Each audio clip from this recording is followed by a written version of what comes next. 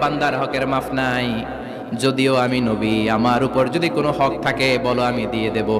কোন সাহাবী দাঁড়ায় না। এক সাহাবী দাঁড়িয়ে বলল, নবী, যুদ্ধের ময়দানে চাবুক চালানোর সময় এক কাফেরকে মারতে যেয়ে আপনার লাঠির বাড়ি আমার পিঠের মধ্যে পড়েছে।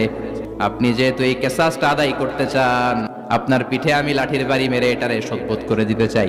বিশ্বনবী বললেন, আসো, তুমি এসে আমার পিঠে লাঠি দিয়ে চাবুক দিয়ে বাড়ি মারো। সাহাবী বলে, ও নবী, যখন আপনি আমার চাবুকটা পিঠের মধ্যে মেরেছেন, আমার পিঠে তখন জামা ছিল না।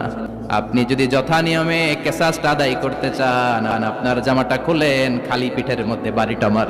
সাইয়েদনা ওমরে ফারুক হাতের জামা এরকম পড়তে শুরু করছে, আয় এদিকে আয়।